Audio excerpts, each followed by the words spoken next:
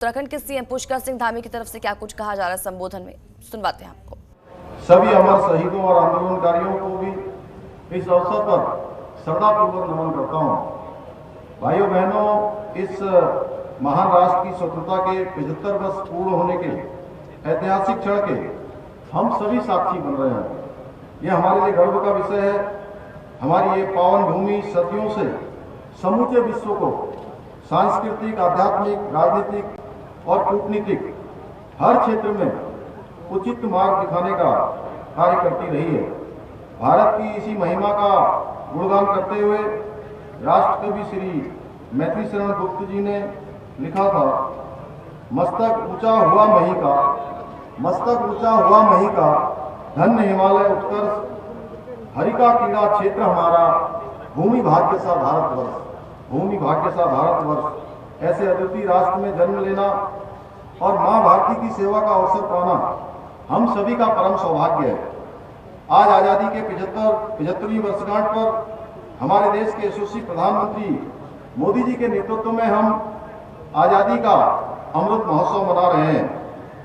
हमारे महान स्वतंत्रता सेनानियों और शहीद वीर जवानों को समर्पित यह अमृत महोत्सव नए और आत्मनिर्भर भारत का निर्माण का भी संकल्प है। राष्ट्र के प्रति हमारा कर्तव्य है कि आजादी के इस अमृत काल में हम अपनी सामूहिक प्रतिबद्धता का प्रदर्शन करते हुए भारत को वैश्विक महाशक्ति बनाने का प्रण लें। हम साथ चलें, मिलकर सोचें, मिलकर संकल्प लें और मिलकर देश को आगे बढ़ाएं। मुझे गर्व है कि आज देश के यशस्वी प्रधानमंत्री नरेंद्र मोदी जी के नेतृत्व में राष्ट्र के प्रति समर्पण का और संकल्प का एक नया भाव जागृत हुआ है। हमारा देश आज पहले से कहीं अधिक संगठित, सशक्त और सुरक्षित हो रहा है। देश के घर घर में फहराता तिरंगा दुनिया को एक भारत श्रेष्ठ भारत का संदेश दे रहा है। भाइयों बहनों, हम आजादी के अमृत काल में प्रवेश कर रहे हैं। प्रधानमंत्री मोदी जी के नेतृत्व में सनातन संस्कृति के साथ साथ नए भारत का भी निर्माण हो रहा है। आज भारत की पहचान एक गौरवशाली भारत, एक शक्तिशाली देश के रूप में इसकी पहचान हो रही है। देश आज हर क्षेत्र में नई ऊंचाइयों को छू रहा है। प्रधानमंत्री जी के नेतृत्व में भारत का मान सम्मान और स्वाभिमान पूरी दुनिया में बढ़ा है। आज पूरी दुनिया भारत की ओर देख रही है। अमृत काल में देश के स्वर्णिम विकास की नींव रखी गई है। सबका साथ, सबका विकास, सबका विश्वास और सबका प्रयास का मंत्र देश में विकास की नई गाथा लिख रहा है। देशवासियों में नई ऊर्जा और उत्साह का संचार हुआ है। एक नई कार्य संस्कृति देश के अंदर विकसित हुई है। देश हर क्षेत्र में आगे बढ़ रहा है, चाहे किसान का सम्मान हो, गरीब का कल्याण हो, युवा का अवसर हो, महिलाओं का उत्थान हो, तकनीकी में नवाचार हो, विश्व पटल पर भारत की मजबूत पहचान हो। ये सब माननीय प्रधानमंत्री जी की दृढ़ इच्छा शक्ति और दूरदर्शी नेतृत्व का ही परिणाम है। कोविड महामारी का जिस प्रकार से हमने सामना किया है, उसकी पूरे विश्व में सराहना हुई है। जब कोविड महामारी दुनिया के दूसरे देशों में आ रही थी, भारत में उस बीमारी ने आना शुरू किया था, तो दुनिया के देशों में शंका पैदा हो गई थी कि भारत कहीं आने वाले समय में पूरे विश्व के लिए जिम्मेदारी न बन जाए। लेकिन जिस तरह से हमारे देश के यशस्वी प्रधानमंत्री जी का मजबूत नेतृत्व और उनकी सोच, जिस प्रकार से कुशल प्रबंधन किया गया, जहां दो स्वदेशी वैक्सीन 1 साल से भी कम समय के अंदर यहां पर बनाने का काम हुआ, उसके लिए मैं माननीय प्रधानमंत्री जी का, देश के वैज्ञानिकों का अभिनंदन करना चाहता हूं। भाइयों बहनों, जहां एक डोज लगाई गई, दूसरी डोज लगाई गई और तीसरी डोज भी बूस्टर डोज के रूप में लगाई जा रही है। इतना ही नहीं, जहां हमारे देश के अंदर 200 करोड़ का यह आंकड़ा पार हो गया वैक्सीन लगाने का, वहीं दुनिया के दूसरे देशों को भी भारत की सरकार ने 20 करोड़ से अधिक वैक्सीन देने का काम किया है। यह हमारे यशस्वी प्रधानमंत्री जी का मजबूत नेतृत्व है, जिससे इतिहास की अनेक समस्याओं का समाधान हुआ है। हम सबके आराध्य देव भगवान श्री राम का मंदिर बनने का मार्ग प्रशस्त हुआ है। कश्मीर के अंदर जहां 2 विधान, 2 प्रधान और 2 संविधान चलते थे, वहां भी धारा 370 खत्म कर जम्मू कश्मीर के लोगों को देश की मुख्य धारा में जोड़ने का काम हुआ है। मुस्लिम बहनों को तत्काल 3 तलाक जैसी कुप्रथा से आजादी मिली है। आज हमारी सेना सर्जिकल स्ट्राइक कर दुश्मनों को उनके घर में घुसकर मारती है। भाइयों बहनों, प्रधानमंत्री जी का उत्तराखंड से विशेष प्रकार का लगाव किसी से छुपा हुआ नहीं है।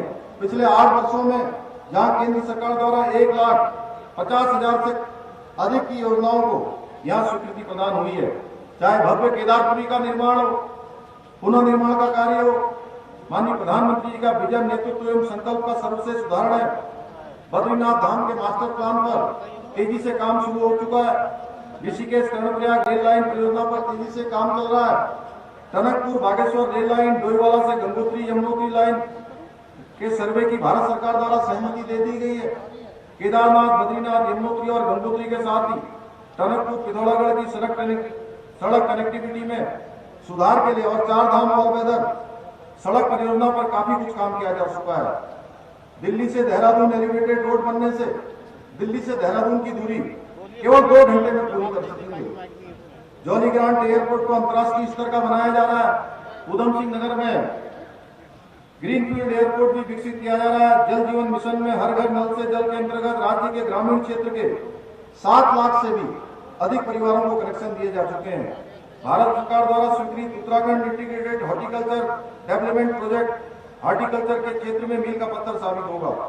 देहरादून और मसूरी में विश्व स्तरीय ट्रांसपोर्ट इंफ्रास्ट्रक्चर के लिए भारत सरकार द्वारा 1750 करोड़ की परियोजना स्वीकृत की गई है।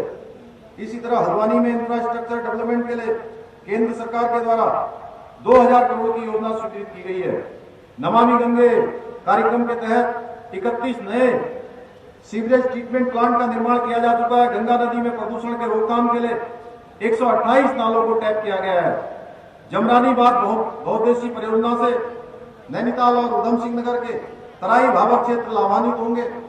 सोन बांध परियोजना से देहरादून में वर्ष 2053 तक अनुमानित आबादी के पेयजल आपूर्ति उपलब्ध हो सकेगी। 300 मेगावाट की लखवाड़ बहुउद्देशीय परियोजना के लिए भी निविदा आमंत्रित कर दी गई है। 1930 करोड़ रुपए से टेहरी लेक डेवलपमेंट का काम किया जा रहा है। ऋषिकेश में अंतर्राष्ट्रीय कन्वेंशन सेंटर तथा वेलनेस सिटी को नीति आयोग द्वारा चयनित किया गया है। अमृत योजना अंतर्गत 7 शहरों में सीवरेज, पेयजल, ड्रेनेज, पार्क आदि के लिए 593 करोड़ रुपए की योजनाओं पर काम चल रहा है। उधम सिंह नगर में एम्स का सैटेलाइट सेंटर बनने से एक बड़ी आबादी को उच्च स्तरीय चिकित्सा सुविधा प्राप्त हो पाएगी। देश का पहला ड्रोन एप्लीकेशन सेंटर भी देहरादून में स्थापित किया गया है। प्रधानमंत्री जी के मार्गदर्शन में राज्य सरकार उत्तराखंड के चहुमुखी विकास के लिए समर्पित भाव से जुटी हुई है। उत्तराखंड की सरकार ने भी बहुत सारे यहाँ की जन सुविधा के लिए, यहाँ के विकास के लिए बहुत सारी योजनाओं को आगे बढ़ाया है।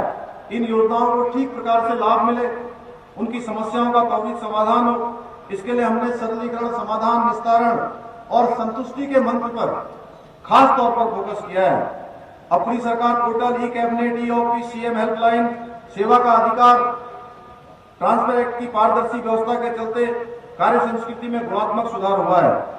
अब प्रदेश का कोई भी व्यक्ति 106 पर शिकायत कर भ्रष्टाचार को समाप्त करने में अपना योगदान दे सकता है। हमने अपने वादों के अनुसार समान नागरिक संहिता हेतु कैबिनेट की पहली बैठक में ही समिति का गठन कर दिया। अब तक समिति की 3 बैठकें भी हो चुकी हैं। शीघ्र ही समान नागरिक संहिता का ड्राफ्ट आप सबके समक्ष प्रस्तुत होगा। हम गरीब परिवारों को 3 सिलेंडर मुफ्त उपलब्ध करवाने जा रहे हैं। इसके लिए हमने इस बार के आम बजट में इसका प्रावधान भी कर दिया है। वृद्धावस्था पेंशन, दिव्यांगजन पेंशन की राशि को 1000 रुपए से बढ़ाकर 1500 रुपए कर दिया गया है। उत्तराखंड में अब वृद्धावस्था पेंशन योजना के अंतर्गत पात्र पति व पत्नी दोनों को ही इस योजना का लाभ मिल सकेगा। हमारी सरकार संवेदनशील सरकार है। हमने पर्यावरण मित्रों, शिक्षा मित्रों, अतिथि शिक्षकों सबके मानदेय में बढ़ोतरी की है। व्यापारी दुर्घटना बीमा योजना की धनराशि को 5 लाख से बढ़ाकर 10 लाख रुपया किया गया है। उत्तराखंड राज्य के वीरता पदक से सम्मानित सैनिकों को दे एक मुश्त अनुदान, उसमें भी वृद्धि की गई है। स्वतंत्रता सेनानी और उनकी विधवाओं को पेंशन को बढ़ाने के साथ ही उत्तराखंड से द्वितीय विश्व युद्ध की वीरांगना एवं वेटरन की पेंशन में भी वृद्धि की गई है। हमने उत्तराखंड राज्य आंदोलनकारियों की पेंशन में भी वृद्धि की है। संघ लोक सेवा आयोग, एनडीए, सीडीएस व उसके समकक्ष लिखित परीक्षा पास करने वाले अभ्यर्थी को साक्षात्कार की तैयारी के लिए 50,000 रुपए की वित्तीय सहायता दी जा रही है।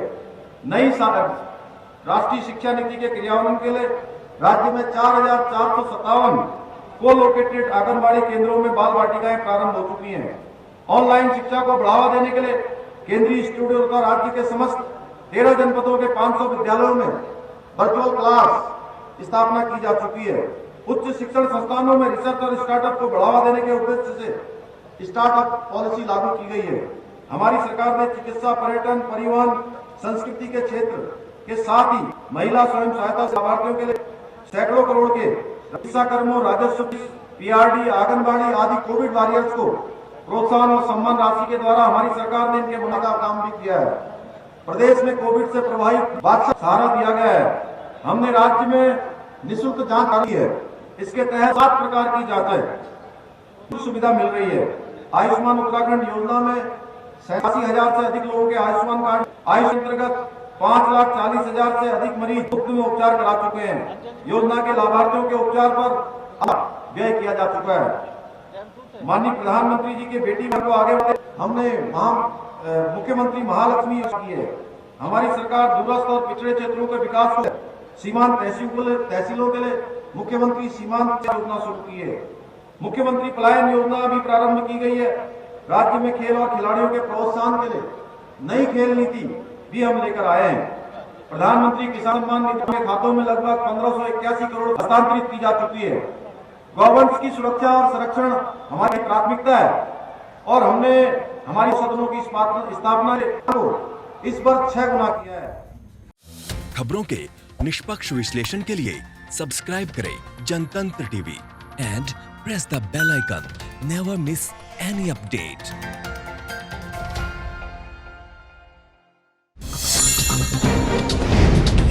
डाउनलोड कीजिए जनतंत्र टीवी ऐप को, जो कि अवेलेबल है गूगल प्ले और ऐप स्टोर पर। अधिक जानकारी के लिए अभी डाउनलोड करें।